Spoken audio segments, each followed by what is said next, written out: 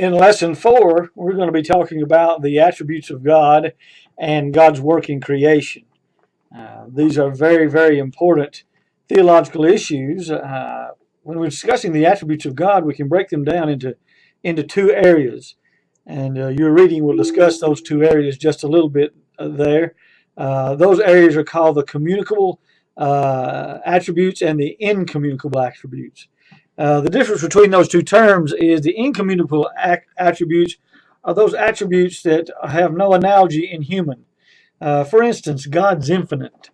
Well, we're not, so that's incommunicable. In other words, we can't be communicated to man. We can't have infinity. We're not omnipotent. We're not omnipresent. We're not omniscient. We don't know everything and can never know everything. So we don't have those attributes. Only God has those. On the other hand, the communicable attributes are those attributes that can be reflected in human moral nature. In other words, while we can't be as holy as God, we can have morality and be as holy like He is.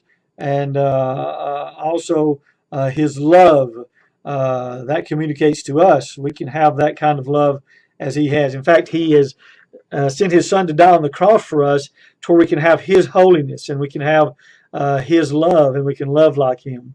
Philippians 2 tells us, "Let this mind be in you that's in Christ Jesus, who thought it not robbery to be equal with God, but emptied Himself and became as a man and was obedient even unto death." In other words, we can have the mind of Christ and we can have the love of Christ and we can have the holiness of God because of what Christ has done for us in His obedience on the death on the cross and in His Son. So those are those attributes. Some of the major attributes you'll be reading about is God's glory. A very important attribute. His glory and His awesomeness is something that we should always be looking at and paying attention to and learning to love. The lordship of God. Those are reflected in the three areas I spoke about a moment ago. He is Lord over all.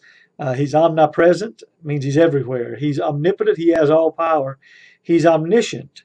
He knows all things. So those are some of His attributes. And then also in this lesson, you're going to be reading on the work of creation. And in that area, you're going to talk about creation ex nihilo. That means God created out of nothing. This is a very, very important doctrine in that it's one of the central doctrines that separate biblical Christianity and biblical theology from all the other religions. In other words, the God of the Bible, the Creator God, created all matter and everything. He created out of nothing. In other words, He spoke it into existence.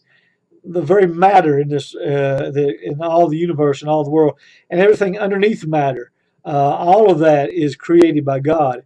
In other words, God didn't create out of some pre-existing material.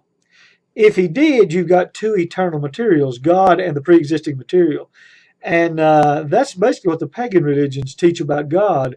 In other words, the pagan religions and the secular religions teach that there is a God, but He's not all there is. There's also other eternal things in the universe, and God just fashioned the universe out of other eternal things. The Bible teaches that God is the only eternal one. So this idea of creation ex nihilo is very, very important in Christian theology and in biblical doctrine, and makes a distinction between Christianity and all other religions.